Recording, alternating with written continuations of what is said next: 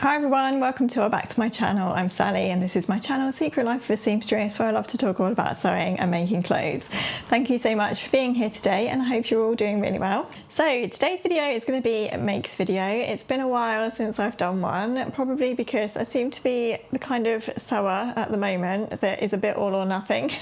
So I felt as though I hadn't done any sewing for absolutely ages, and then I did that thing of making one thing and then wanting to make all the things.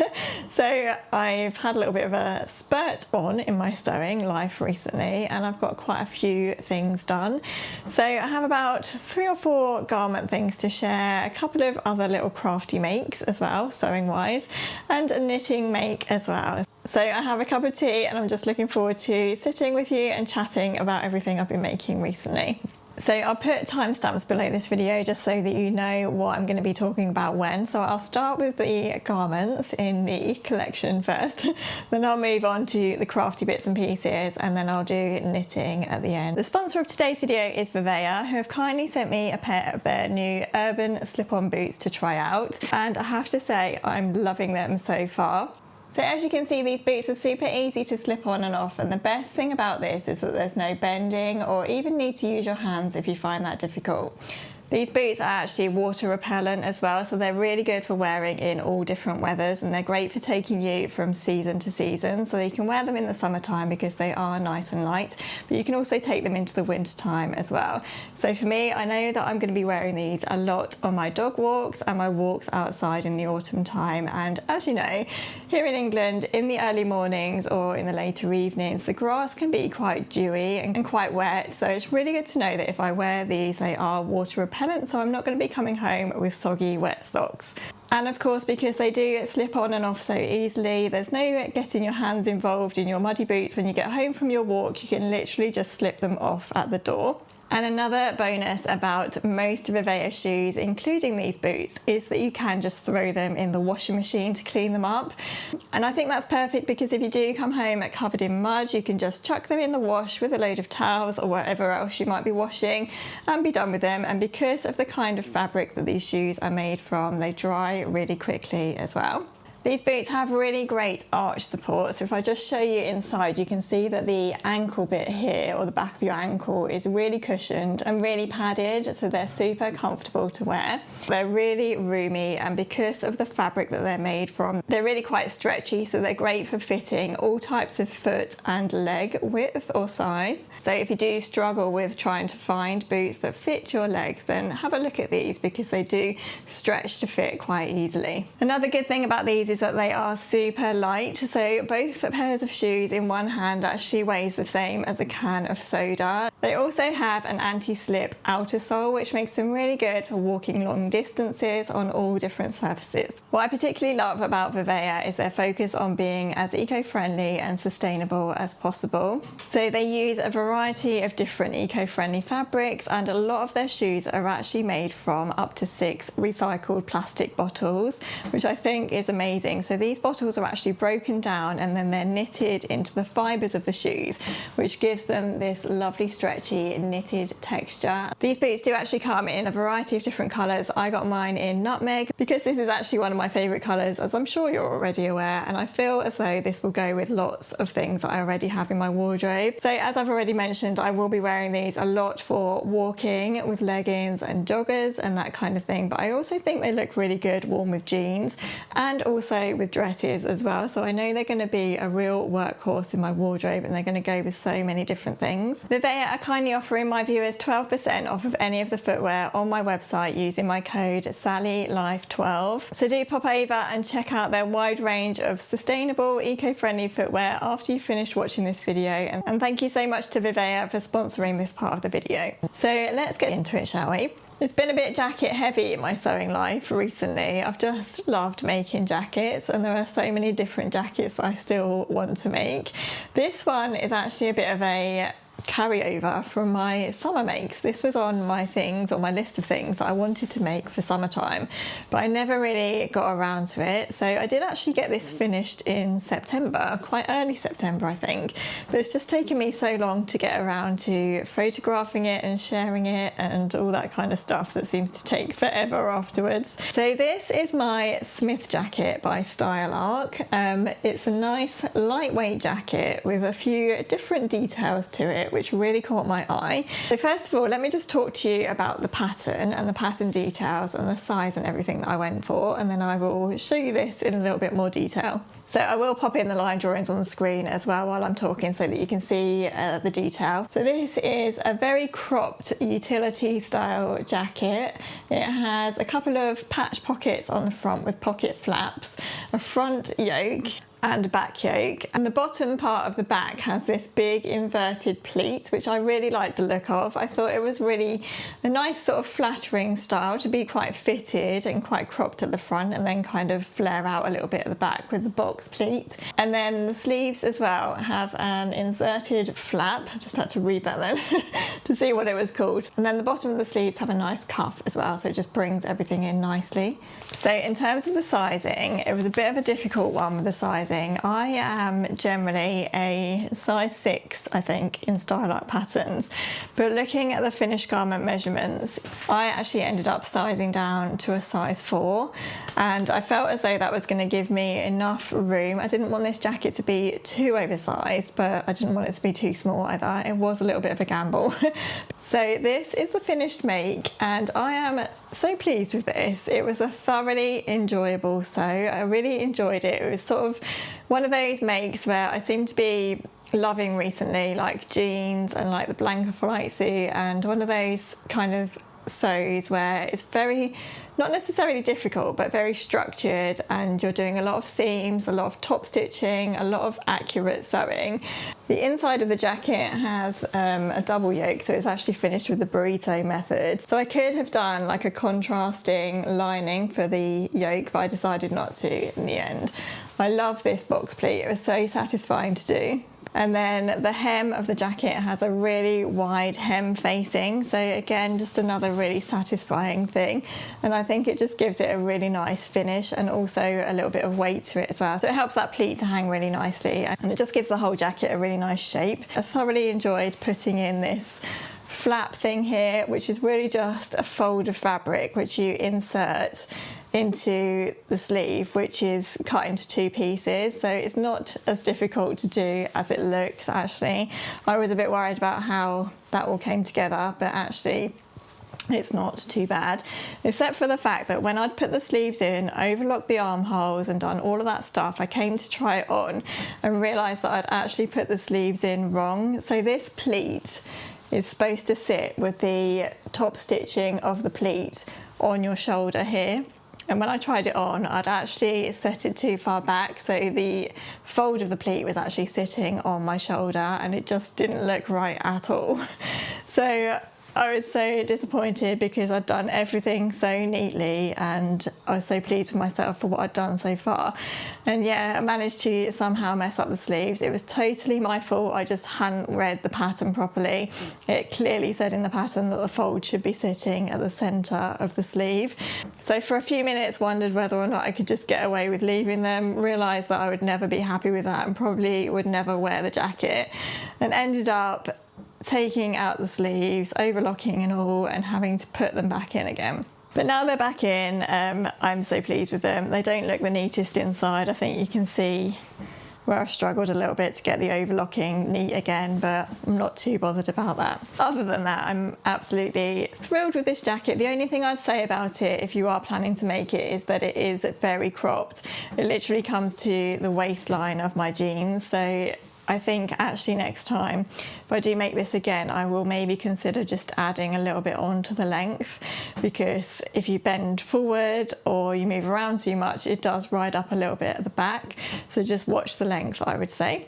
And the other thing is, I did size down intentionally, but it is quite fitted and the sleeves actually are quite narrow. So I do struggle to get a jumper underneath this. It's definitely more of a long sleeve top and t-shirt kind of jacket than it is a jumper jacket, which is fine because I did intend it to be a summer weight jacket, so I'd probably most likely be wearing it with t-shirts and things. If I make this again, I just need to be aware of what I want to put underneath it, and if I do want to wear anything thicker, then I'm going to have to size up, I think, so just be aware of that.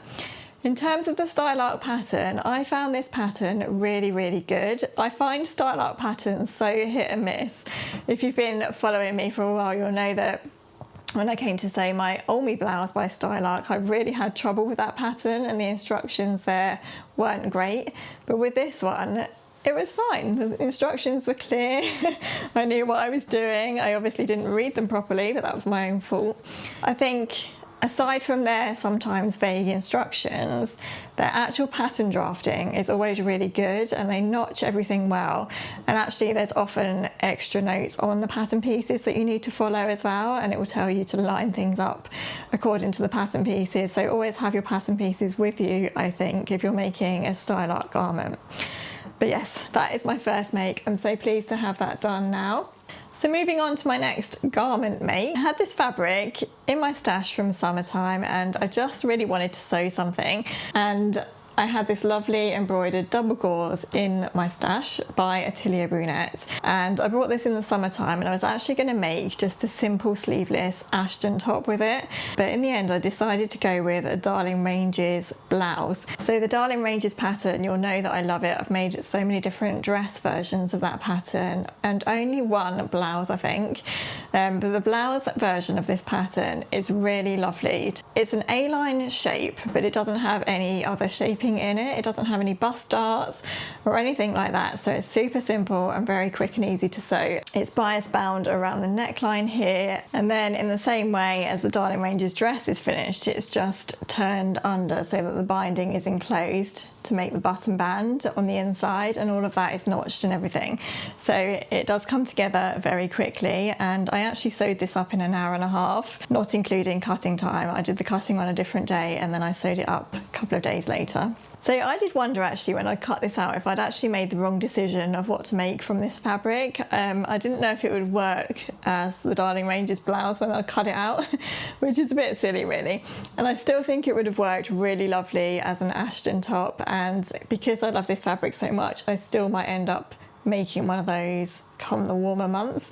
But actually I think this has turned out really nicely, so I'm pleased that I stuck with it, and actually I think I might get a little bit of wear out of this in the winter time. This double gauze is it's not the kind of bubbly, stretchy sort of double gauze that you can get, which I really don't like working with actually.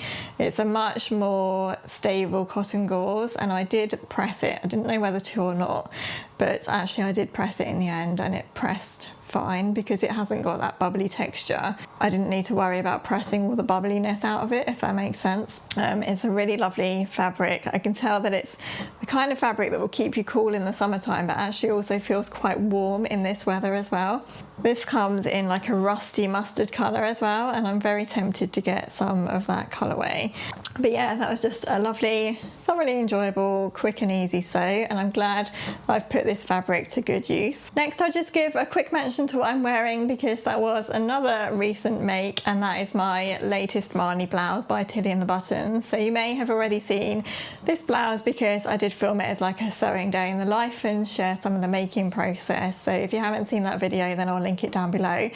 But yeah, another day where I just felt like I really wanted to sew something. So again, I just went to my stash and found a fabric that I hadn't yet used and thought about what I could make with it, and came to the conclusion that I would really like another Marnie blouse from this William Morris viscose, and I really love how it's turned out. So the Marnie blouse by Tilly and the Buttons, I haven't got the pattern with me actually, but I'll pop in the line drawings and the pattern image so you can see. So this blouse works so differently depending on how you make it. So for me, I always tend to make it quite understated, but you'll see from the pattern line drawings that you can add in pin tucks at the bodice and on the sleeves. And you can also add a neck ruffle and sleeve frills as well. So you can go as out there or as understated as you like.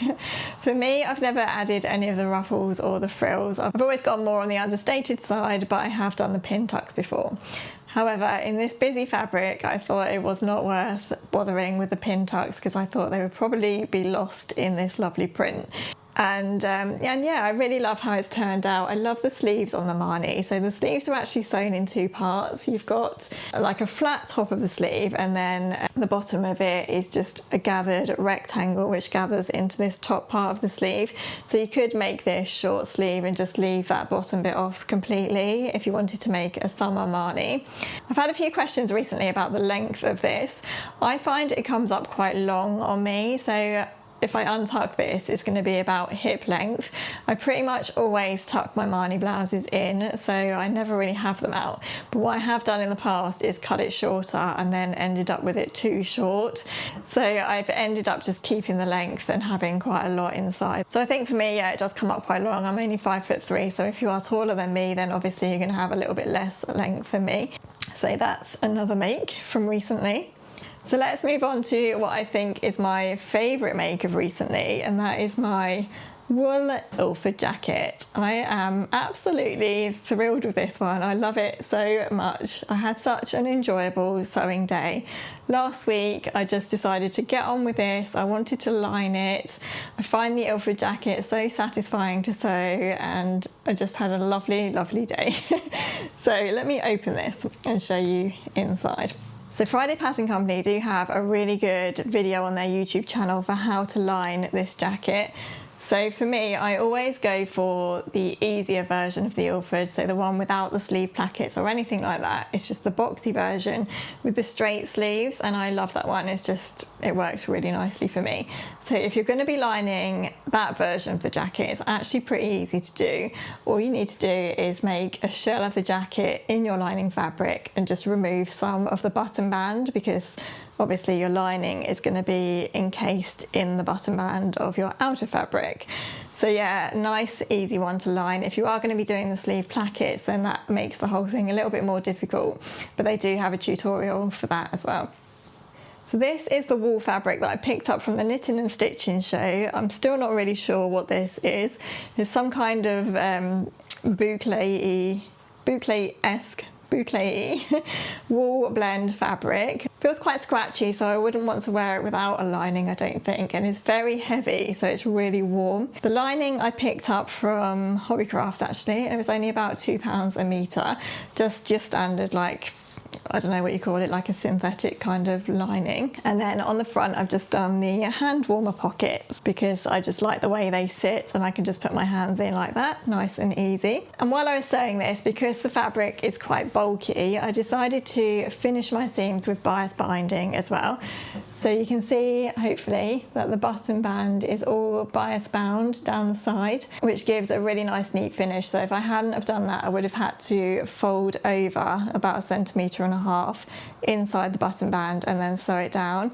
And when I was sort of fiddling around pressing all of that, it felt as though it was going to be quite thick, so I decided to just bias bind it instead, and it actually gives a really nice neat finish. So I've also bias bound the hem as well in a slightly different colour bias binding. I was just using what I had on that day, but I'm so pleased with the finish on that. And I've even bias bound the sleeve hems as well and inside the pockets, so that I didn't have to fold over the inside of the pockets and have that be all bulky too. And then for the buttons, I didn't even want to think about attempting doing buttonholes in this thick fabric.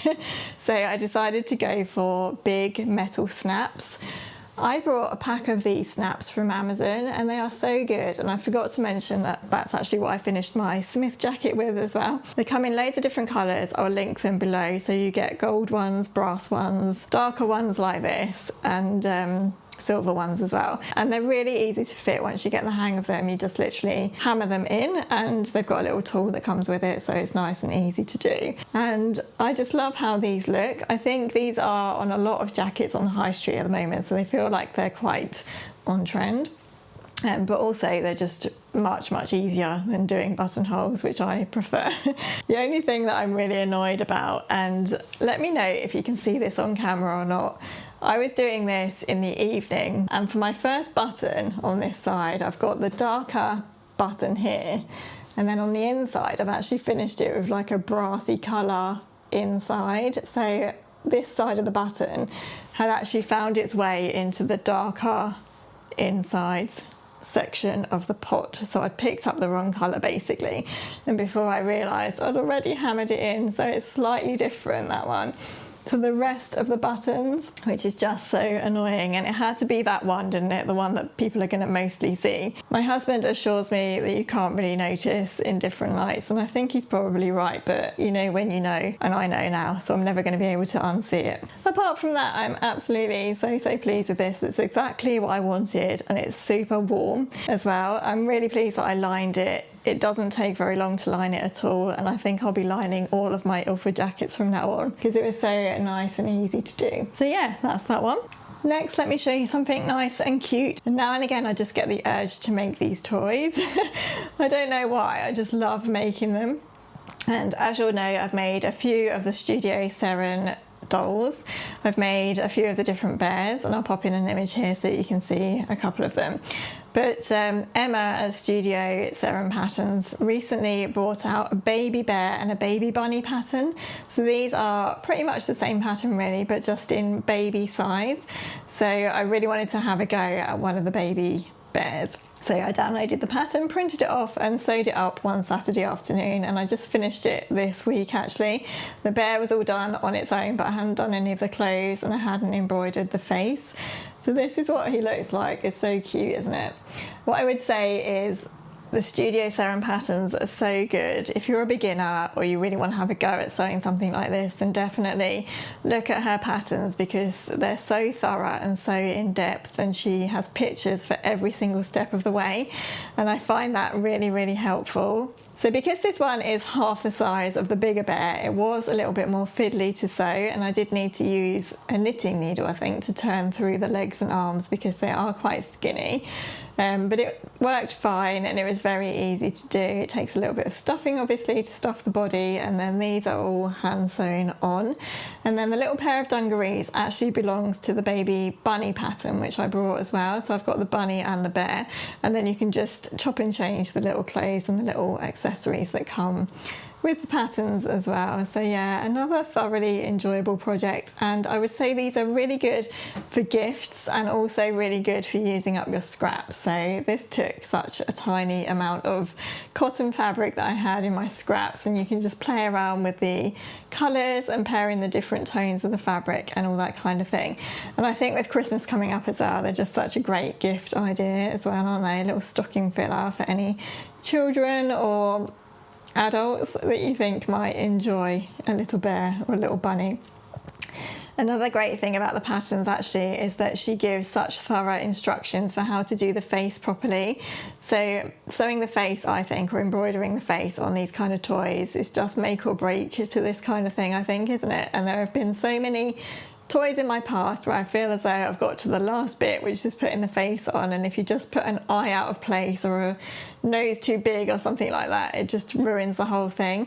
But in the pattern, she actually gives you specific measurements for how to place the eyes, and there are pattern pieces for the eyes that you draw around, and then you can just embroider over them as well, and exactly where to place the nose, and even the little sort of mouthpiece that comes from the nose as well. So it's very easy, you don't have to do any of the thinking, it's all done for you, and it's just thoroughly enjoyable. So that's that one.